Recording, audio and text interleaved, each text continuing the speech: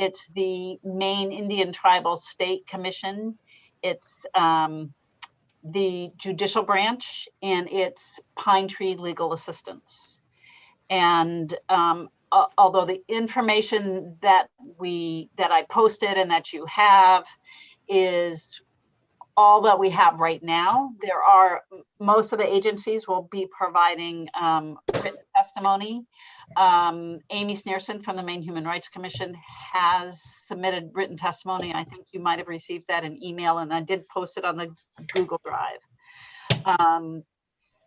So what usually happens is, for example, the Appropriations Committee chairs will call on Attorney General Aaron Fry to present his budget. So he will have a narrative explanation of what's in the budget. And what's in there is the baseline plus any initiatives. And Sam, if you want to jump in anytime, please do. So what you're going to be asked to vote on, the Attorney General will go through the whole budget. You can ask questions of the Attorney General. The Appropriations Committee can ask questions of the Attorney General. After the hearing in our work session, Appropriations is going to ask you to vote, specifically vote on the different initiatives that are listed. But you can also vote on the baseline budget if you think that needs to be changed for whatever reason. There's also some language that you'll be asked to vote on. Most of that language is tied to some number in the budget, and they will bring that, like, I don't think there's anything for the Attorney General's office this year, but the judicial branch, there's judicial branch salaries in the language, and so they will mention that as they present their budget. I'm assuming it'll be Ted Glessner who presents the budget for the judicial branch. Sam, what else should I be saying here? Anything? I can share the screen if you want to see. That actually might be helpful. Go ahead, Sam. Did you want to? Or I can. No, that's okay. Oh, okay. So this is the Attorney General's budget. Is that big enough? I don't know that if I can make it a little bigger. You see it. Okay, so so I think this is, there's an account right up here. Can I, this is the administration account, and there's money that comes to that from the general fund. There's money that comes to that from the federal expenditures fund, and then there's other special revenue. So they have some federal grants, they have some other special revenue, which might be the Department of Agriculture paying the Attorney General's office for the legal services the Attorney General's office provides to that department. That might be what this other special revenue funds is. What it means is it's not a direct appropriation from the general fund. So throughout the budget, you'll see these initiatives that are, this is going to be a change from the baseline budget. So this one is adding a position, and it shows the cost, the personal services, and the all other. In this case, this second initiative reduces one-time funding by returning a leased central fleet vehicle. They're going to save $6,000 each year in the biennium. These are the two columns you're going to be looking at. Good, I found it. Thank you. This is the fiscal year that begins July 1st, 2021-22, and this is the next fiscal year. This is a whole biennium, and this is what you're dealing with for this whole biennial budget. I guess I don't need to share this anymore unless you have specific questions, but what you'll be specifically asked to vote on are these initiatives. Do you want to establish this one paralegal position? And the committee can vote on each one of these individually, but Appropriations wants the whole committee vote on individual initiatives and then overall. if you want to talk about anything else that's in the budget, there is the baseline. These are changes to the baseline. Baseline is what we have right now that is, for lack of a better word, permanent. There aren't any limited period positions in the baseline budget. Those would all have to be continued through an initiative.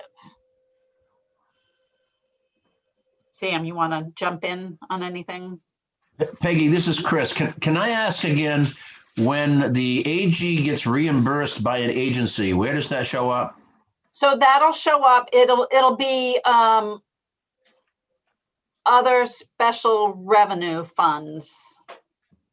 But that would be this is money that the department is actually paying. If it's a reduction, it's going to be in parentheses. So here, this is interesting because this happens with all the agencies. There are computer costs. The Office of Information Technology supports all of the executive branch. They have like a per terminal cost that they charge. So in this case, the AG's office is paying for some of it through general fund. They're paying for some of it through some kind of federal funds, a federal grant or other federal pass through. And then they might also be getting some kind of fees or other licensing money that comes to the Attorney General's office, and that's how they're paying for this. And I believe that Attorney General Fry will tell you when those fees are coming from another agency. Peggy, I think maybe just to make the distinction between an appropriation and an allocation is because both of those terms are thrown around. So an allocation I'm looking for means somewhere. well, this would be an allocation.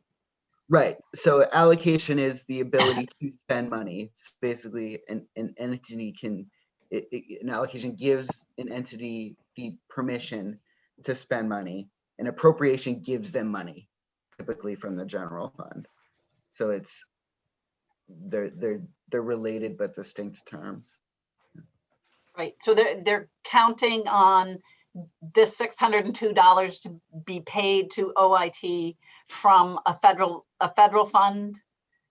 And what this does in the budget, as Sam said, is it authorizes them to spend that money that way if they actually get that money. The budget doesn't say they're getting the federal funds. They're saying, if you get the federal funds, Attorney General, you can spend it this way.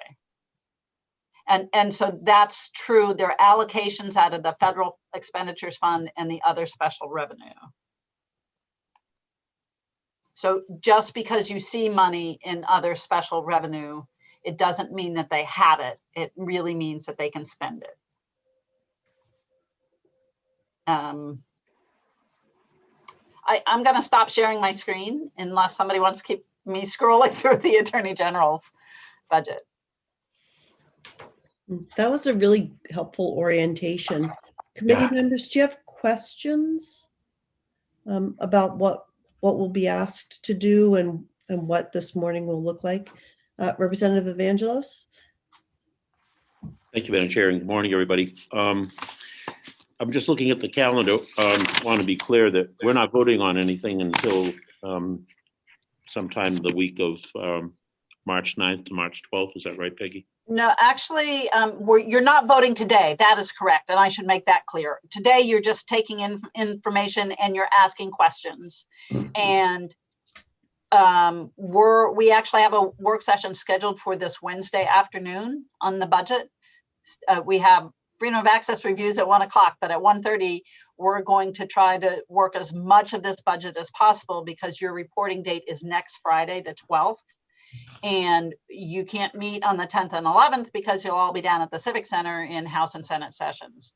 So we'll do as much as we can Wednesday, and then we've got some time blocked out next Tuesday morning if necessary to go we can go through this with as much detail as you want.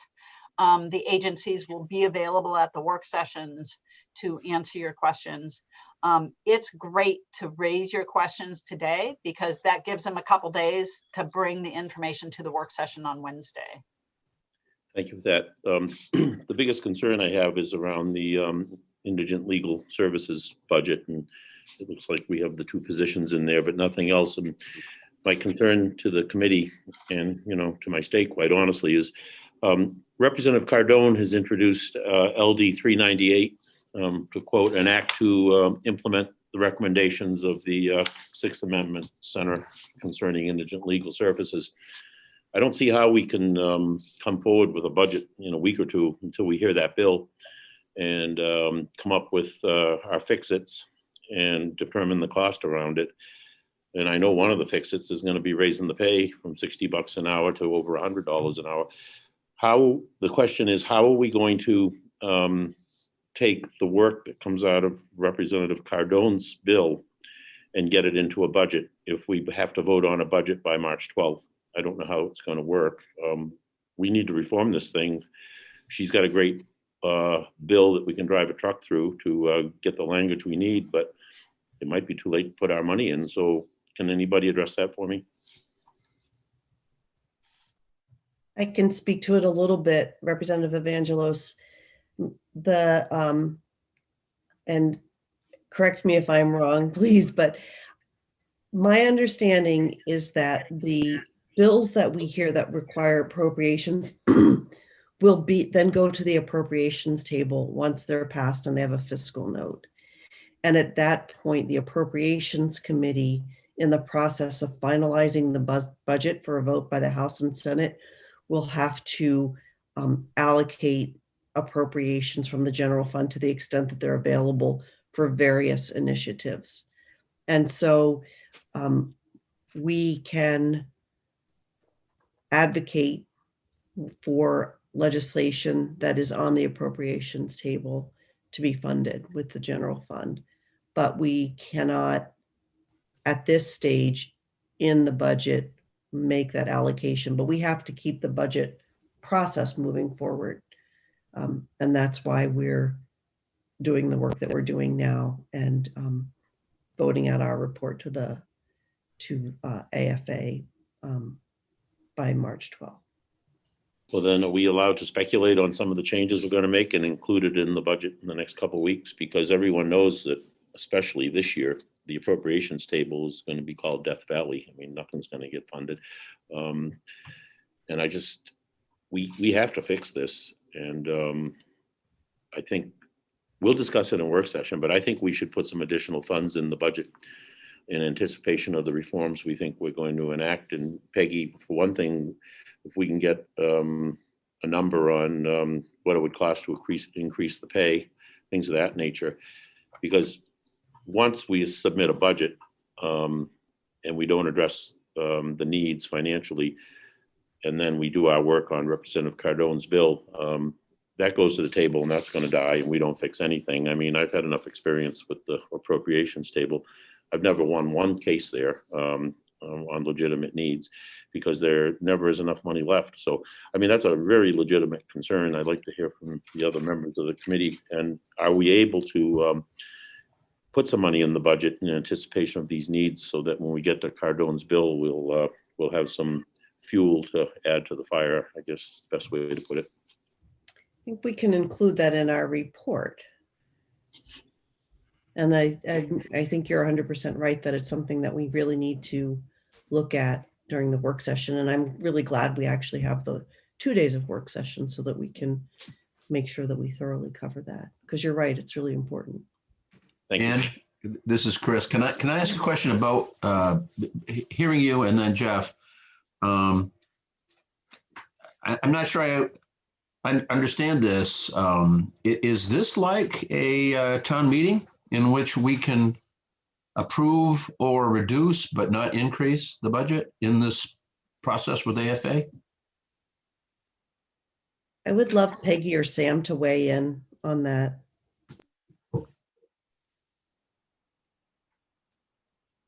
Try. So you can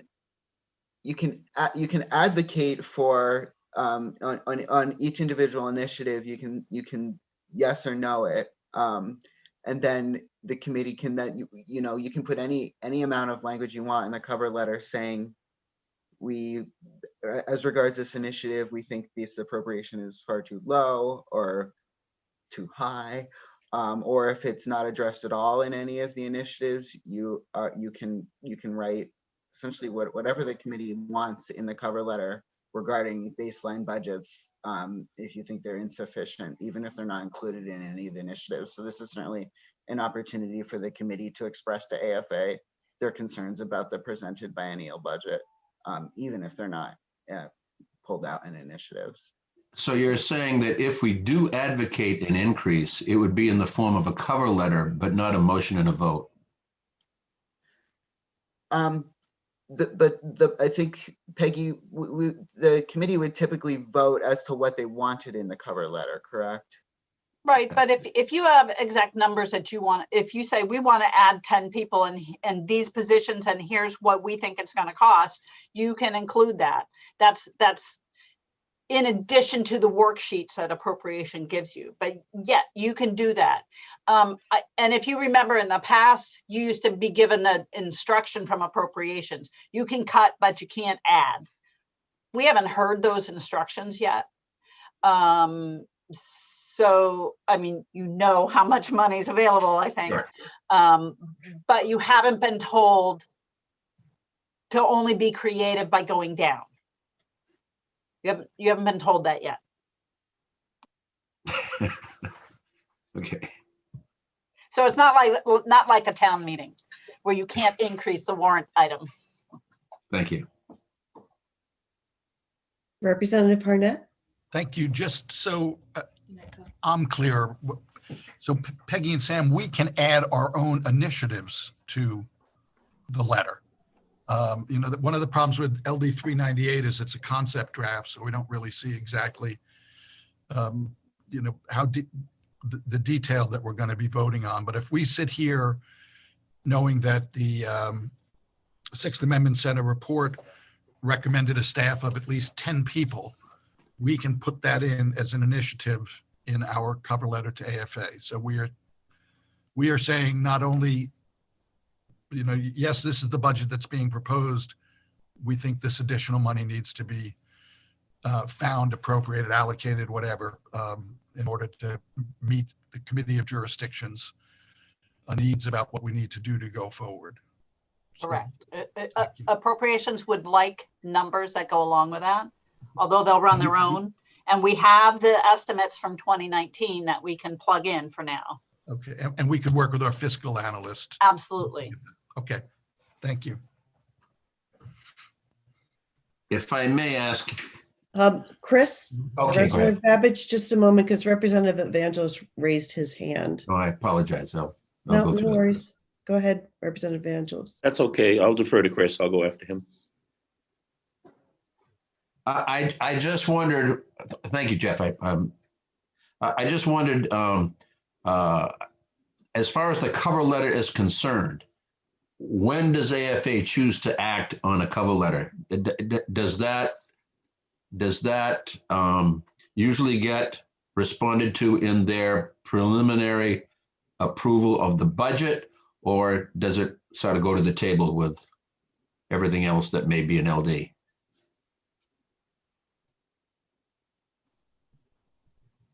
I'm not sure what the answer is. Peggy or Sam, do you know? I'm not sure. I mean, my guess is that they would take it into account in kind of like first in the budget, but maybe also revisit it on the table, but I don't know that for sure. I can try to find out. It may also vary from item to item.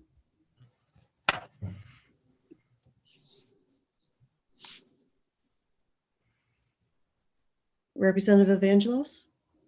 Thank you, Madam Chair. I'm just a little forgetful, even though I've been through these appropriations meetings before, and for the new members, let's just take the template being indigent legal today. I assume that it'll probably be Josh Tardy will make a defense of the budget. If not, somebody correct me. The reason I'm asking is several people have asked about testifying, so I'm not sure how that works, and then whether the committee wants to have a collective strategy that we just ask questions that'll help move, our case along, or how is it going to go? I just wanted a little refresher on that as to, are we going to designate a person in our committee to say something, or are we just going to ask questions? I just want to have sort of a collective strategy so we don't do anything out of line, and also, work to support each other. So, and we're running out of time here, so sorry. I can just give a quick answer. So different representatives will speak on behalf of their department. So there will be folks from Indigent Legal Services presenting their budget. And there are other members of the public, including Mr. Carroll, who have signed up to provide testimony. And so we're able to ask questions of all of them today, like we would any other hearing. So it'll be kind of that familiar process.